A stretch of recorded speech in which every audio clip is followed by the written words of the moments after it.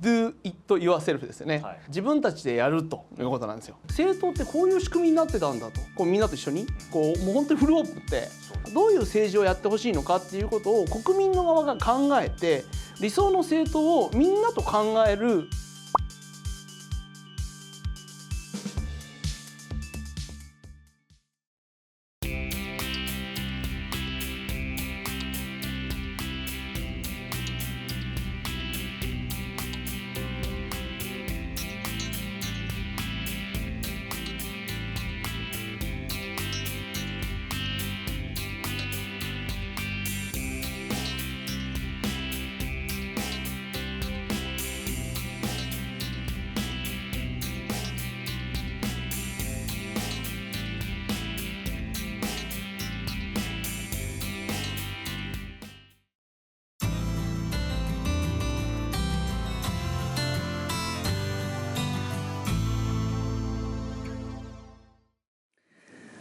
はい、皆さんこんにちは、神谷宗幣です。今日は、オーストラリアのですね、キャンベラに来まして、ハミルトン教授にですねインタビューをしたいと思います。ハミルトン教授は、こちらの本をサイレントインベージョンですね、はい、こちらを昨年出版されておりまして、これがもうすぐ日本語に翻訳されるということですので、その発売前にですねご本人にインタビューをして、我々のメッセージもいただきたいと思います。I decided to write the book only in 2016 when I read some newspaper stories which showed that there was a worrying level of interference in Australian politics by the Chinese Communist Party, including working through the Chinese diaspora in this country. And it seemed to me, someone who'd never worked in this area before, that Australia has a big problem. And so I went to talk to the experts, and they told me more quite worrying information. And I asked them, is anybody else writing a book like this? And they said no, and they encouraged me to do it. And so I decided to write the book, and as I researched the book and wrote it in 2017, I became increasingly amazed at the level of interference and influence by the Chinese Communist Party in Australia. And so that's what I put into the book. Mm-hmm. Well, the context of the book, Silent Invasion, was very much an emerging national debate in Australia about the influence of the Chinese Communist Party in Australia, including through the Chinese Australian community, but also targeting Australia's elites, political elites, elites in business, elites in universities, and having through the co-optation of those elites, having a major influence over those institutions.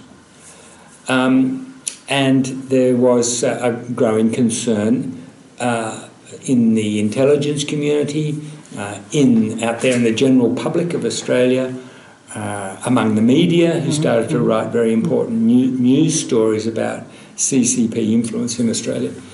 And so I did not know this when I decided to write the book, but the book was published in February of 2018 at kind of the perfect time, just when Australians were asking, well, what is all this about?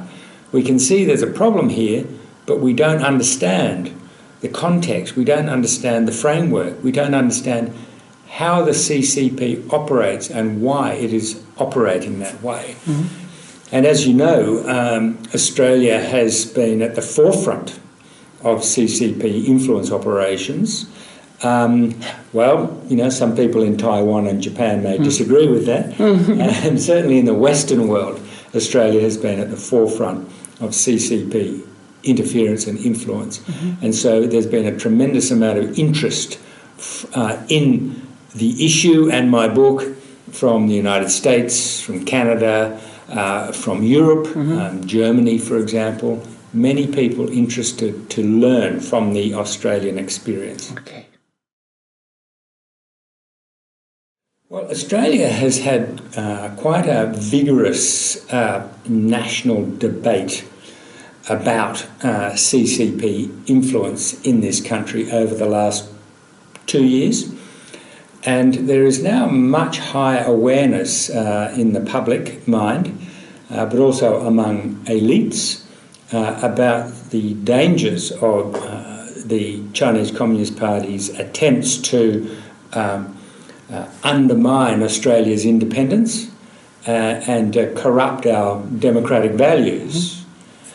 And so the government has taken some very significant measures to try to protect Australia from CCP influence and interference. Last year, some new laws were passed which make it a criminal offence to undertake many of the kinds of activities I describe in my book, foreign interference activities. And foreign interference is defined in the new law as any activity that's undertaken secretly or covertly on behalf of a foreign principal, foreign power, or someone representing a foreign power, and which is aimed at influencing a government process or interfering with the exercise of a democratic right. And I thought, well, that covers a lot of the activities and behaviours I talked about in my book. So we've yet to see how effective that law will be. It's a bit too soon. But we also introduced some other laws like an equivalent of kind of Foreign Agents Registration Act. And also we're protecting our critical infrastructure, like our ports and electricity networks and certainly telecommunications networks. We're protecting them from foreign actors or foreign investors, particularly from China, who might act on behalf of the state rather than in purely commercial terms. So there's been a very high level of awareness about the danger that the Chinese Communist Party poses to Australia's independence and our democratic rights. But we still have a very long way to go. Sometimes when I visit state capitals like Perth or Melbourne, I realise that the message has really yet to spread out to the states, you know, to the other prefectures and provinces. So we still have a long way to go, and the Chinese Communist Party has, if anything, stepped up its activities in Australia. So we have to fight hard to protect ourselves from the Chinese Communist Party. Okay. Well, it was most interesting because within a few days of Silent Invasion being published, it became the number one non-fiction bestseller on Japanese Amazon. And we were sitting around saying, well, that's weird.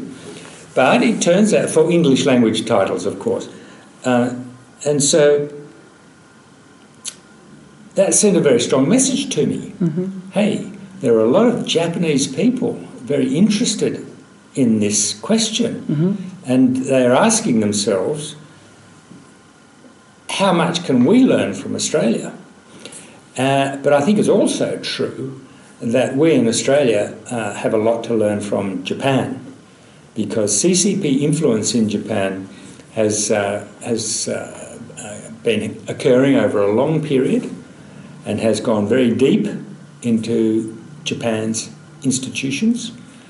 And I think there is a growing awareness that democratic nations in Asia, Japan, South Korea, Australia, Indonesia, and a couple of others, need to act together to protect democracy from the subversion of the Chinese Communist Party, which we know is actively hostile to democracy and yet will use democracy, will use the rights and institutions of democracy in order to advance its influence in countries like Japan and Australia. So the Chinese Communist Party uses democracy to undermine democracy, and we all need to recognise that and put up a, let's say, a united front against the influence of the Chinese Communist Party. Okay. Well, I hope it won't be too long. Thank you for today. A pleasure. Thanks. Thank you.